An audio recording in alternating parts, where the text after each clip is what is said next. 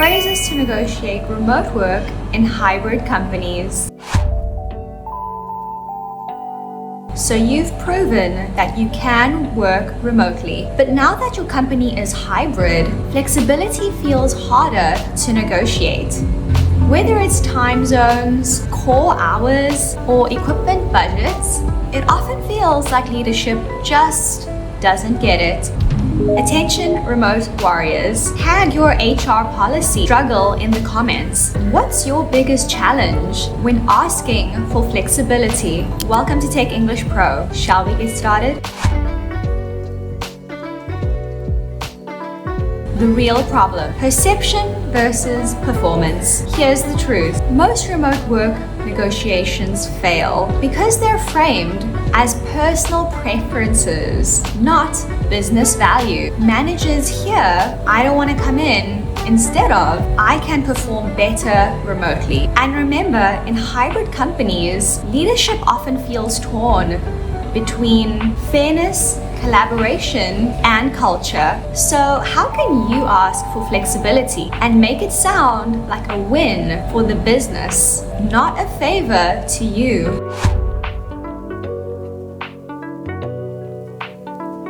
Step 1. Understand manager psychology. When leaders say no to remote work, they're rarely saying no to you. They're worried about losing visible control, setting precedents for others, lower team cohesion. Once you understand that, your language changes from defensive to collaborative. Here are some phrases. I understand visibility is important. How can I make my work more transparent while remote? Or would regular progress updates help you feel confident about my remote setup? When your manager says, "We need more visibility," what do they really mean in your company?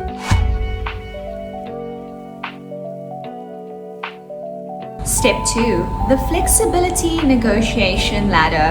Let's introduce a simple model, the flexibility ladder. You don't have to jump to full remote immediately. You negotiate in stages.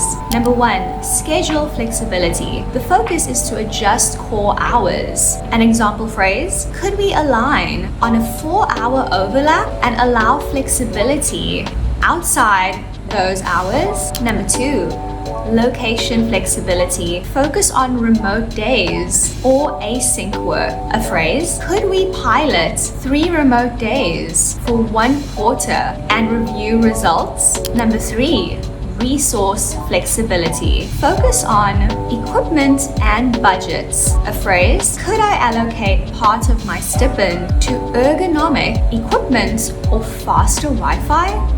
Progressing up this ladder over time builds trust and demonstrates results. Before you expand your ask, which level of flexibility do you want to negotiate next? Time, location, or resources?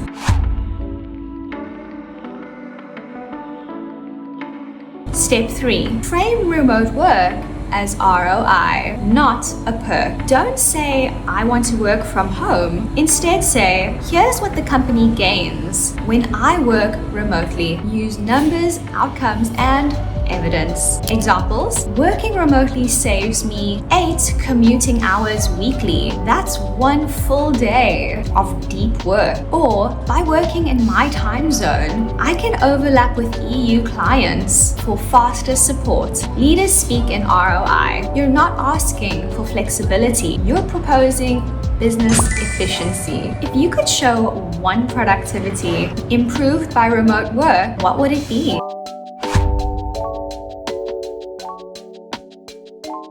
Step 4. Data-Driven Persuasion Toolkit. Here's how you turn your experience into data. Metric: hours saved per week. How to show it? Compare commutes versus work from home. Why it matters? Shows time recovered for focused work. Metric: output per hour. How it shows? Track tickets or commits.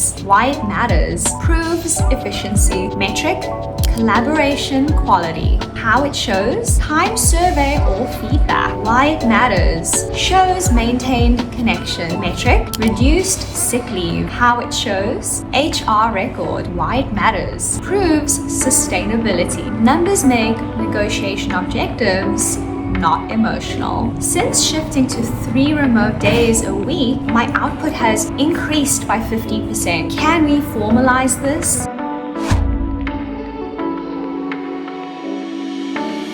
Step 5. Cultural and global nuance. If you work in global or multicultural teams, negotiation tone matters. US and UK use assertive, data-driven phrasing. For example, I'd like to propose ...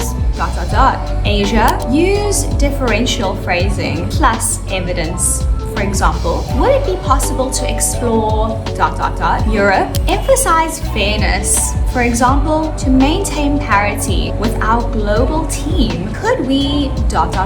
adapt your tone but keep your data consistent. That's how you stay respectful and persuasive. Which region is your company based in, and how do you usually phrase requests to sound polite but firm?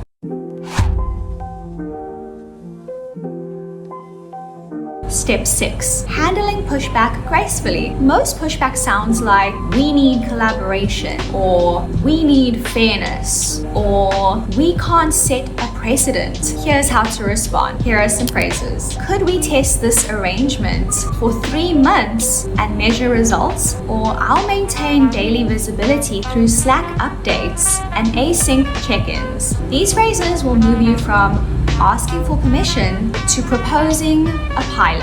A subtle but powerful shift.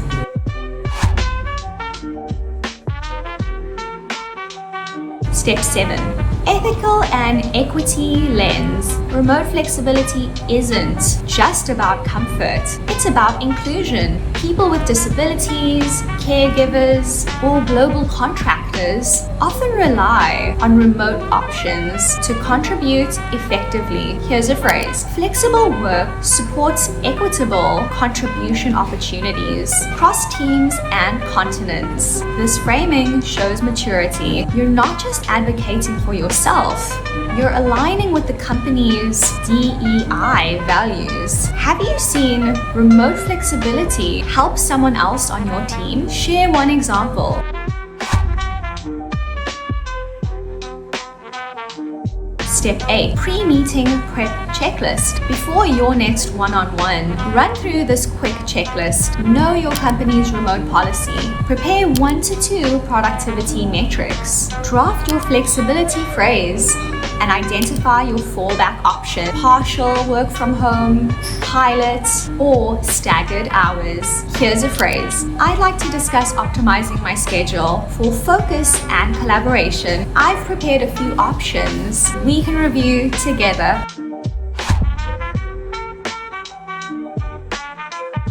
Step 9. Roleplay scenarios. Scenario 1. The over-apologetic engineer. Sorry to ask, but could I maybe work from home a bit more? I've consistently hit delivery goals remotely. Can we discuss making this a formal arrangement? Scenario 2.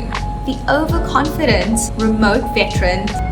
I don't need to come in. My work speaks for itself. I'd like to align my work setup with project needs. I'm proposing 3 remote days, ensuring full overlap during core hours. Scenario 3. The strategic negotiator. Working remotely during EU project days increases responsiveness by 25%. Can we formalize that structure for this quarter? Do you relate to most? And what's one phrase you'll try next time?